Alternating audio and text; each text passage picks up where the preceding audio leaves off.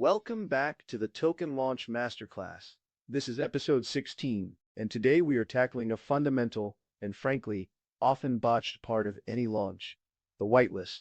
We're calling this Whitelisting 2.0. From Gleam giveaways to proof of contribution, I've seen countless projects celebrate hitting 50,000 entries on a Gleam campaign, thinking they've built a powerful community. The reality? They've built a list of mercenaries. People who will follow, like, retweet, and tag 3 friends for a shot at a quick 5x, only to dump your token and vanish the moment it hits an exchange. So let me ask you directly, is your whitelist building a community or just a list of flippers? Today we explore how to attract true believers from day one, the people who actually add value instead of just extracting it.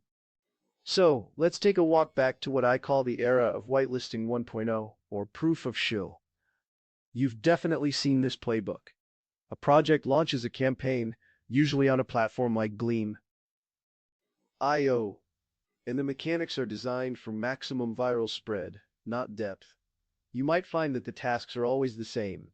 Follow us on Twitter for 1 entry. Join our Discord for another. Retweet this announcement and tag 3 friends for 5 more.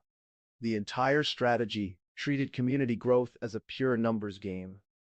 The main thing I saw projects focus on was getting those social media metrics, the follower count, the Discord member list, to look as impressive as possible. It was all about manufacturing short-term hype, a quick sugar rush of attention. But that sugar rush inevitably leads to a crash, and you might find that this is where a lot of projects stumble. Let's walk through the critical flaws. First, you're not building a community. You're attracting mercenaries. These are people with absolutely no long-term interest in your vision. Their only goal is to secure an allocation and flip it at the first opportunity. Second, what I consistently see is that these systems are wide open to bots and Sybil attacks. A single sophisticated user can snatch up dozens, even hundreds of spots, completely undermining the idea of fair distribution. And finally, this leads to the ghost town effect. The Discord is buzzing pre-launch, but the day after the token goes live, crickets. The engagement vanishes because the incentive is gone. You've built a house of cards on a foundation of hype, and it always collapses. So, if that old model is so fundamentally broken, what comes next? This is where you might find that a complete paradigm shift is necessary. What I'm seeing work wonders for projects is an approach we can call Whitelisting 2.0. The core idea is simple but incredibly powerful. We move from proof-of-shill to proof of contribution. This isn't just a tactical change, it's a deep philosophical one. You're no longer just trying to find random buyers for your token. Instead, the goal is to recruit your project's very first advocates, its most dedicated users, and its future builders. Think of it this way, and this is an analogy I use all the time. Whitelisting 1.0 is like handing out thousands of flyers on a busy street. Whitelisting 2.0 is like carefully interviewing and selecting your first 5 key hires. Your whitelist isn't just a marketing list, it's your founding community. So, this naturally brings us to the next big question. What actually counts as a contribution? You might find that the best approach here is to forget the whitelist for a moment and instead define your ideal first 100 community members. Who are the people you absolutely need in your corner on day one? If you're building a complex DeFi protocol, what I like to see is a project that targets experienced liquidity strategists or sharp-eyed bug testers. But if you're launching a Web3 game with a deep narrative, your ideal contributor is probably a creative lore writer or someone skilled at organizing player guilds. Your whitelist stops being a giveaway and becomes a targeted recruitment tool, purpose-built to attract the specific skills and passion your project needs to thrive from the very beginning. Okay, so once you've defined who you need, how do you find them using verifiable proof? Let's start on chain. What I like to see is projects rewarding their most active testnet participants. These aren't just names on a list. These are the people who took the time to find bugs, provide feedback, and stress test your system when there was no money on the line. Their wallet history is a resume of genuine interest. Another powerful method, especially if you're upgrading a protocol, is analyzing user transaction history. You can pinpoint your most loyal V1 users, the ones who stuck around, and reward them directly. But what about the contributions that don't leave a neat trail on the blockchain?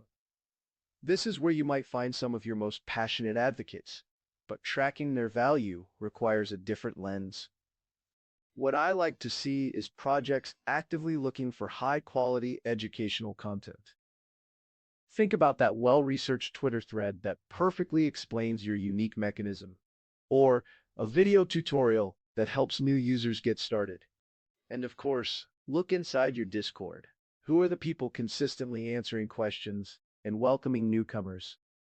They are the lifeblood. For more technical projects, I look for contributions on GitHub. A pull request to fix a bug shows true commitment. The key is to manage this without it feeling arbitrary. You might find that creating a transparent system with community roles and clear criteria for earning them turns subjectivity into a fair, merit-based process for recognizing true value. Now, managing all of this might sound like a huge operational headache, and you'd be right if you were trying to do it all in a spreadsheet. Thankfully, a new generation of tools has emerged to handle exactly this. What I'm seeing projects use very successfully are platforms like Zeely, Galaxy, and Layer 3. You can think of these as your Whitelisting 2.0 toolkit. What I really like about them is their ability to create what they call quest boards. This is where you can list out all those valuable contributions we've discussed, a mix of on-chain and off-chain tasks. For each quest a user completes, they earn points, creating a dynamic leaderboard. You might find that this is the real game changer. It moves allocation away from a random lottery and into a true meritocracy. The people who provide the most tangible value simply rise to the top and earn their spot. It's no longer about luck, it's about proven commitment. So let's walk through a practical example. What I really like to see is a project that defines exactly what it needs. I followed a new DeFi lending protocol recently. Let's call them Project Anchor. Instead of just a Gleam form, their whitelist was a series of quests.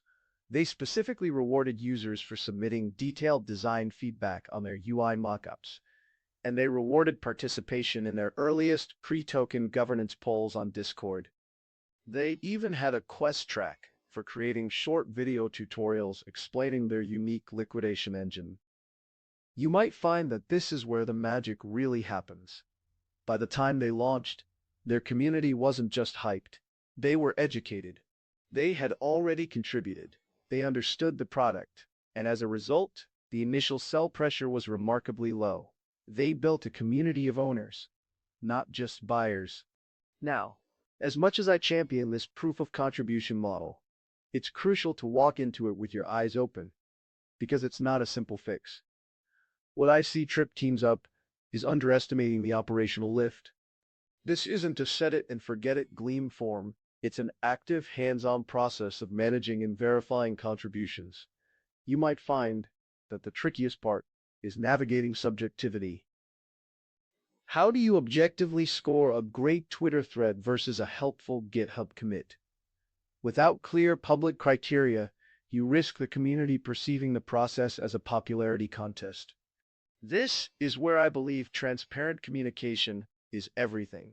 You're making a deliberate trade-off here. You're sacrificing the raw speed and scale of the old model for the deep, long-term quality of your founding community. So if that's the present, where are we heading? What I'm starting to see on the horizon is the idea of the whitelist campaign becoming obsolete, almost a relic. You might find that it evolves into a continuous, automated process. Imagine persistent, on-chain reputation systems, maybe using tools like Degen Score or Soulbound tokens, that act as a permanent resume of your value add across the entire ecosystem. What I think we'll see is a move toward dynamic whitelisting, where your allocation isn't a one-time prize, but something you continuously earn. And what I find truly fascinating is the potential for AI-powered tools to start analyzing the nuance, the actual quality of a discussion in Discord, or the sentiment of community feedback, automating the very subjectivity we just talked about. The future isn't a campaign, it's a constant state of recognition. So, that brings our journey full circle for today. We started in the world of whitelisting 1.0, looking at those simple, flawed Gleam giveaways that were really just proof-of-shill. From there, we walked through the shift to a much more powerful model, the sophisticated community-building approach of Whitelisting 2.0, or proof of contribution. What I hope you take away from this is that your whitelist is far more than a list of potential buyers. You might find it's your first and most critical community filter. I really appreciate you joining me on this one. But remember, building that core group is only half the battle. You've built a strong whitelist, but the war isn't over. Join us next time for episode 17, where we get into the trenches with Sybil resistance for public sales, the war against bots.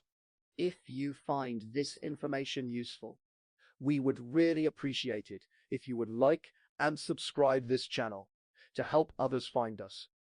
If there are subjects you would like covered, please add in the comments section, and we will include it in future episodes.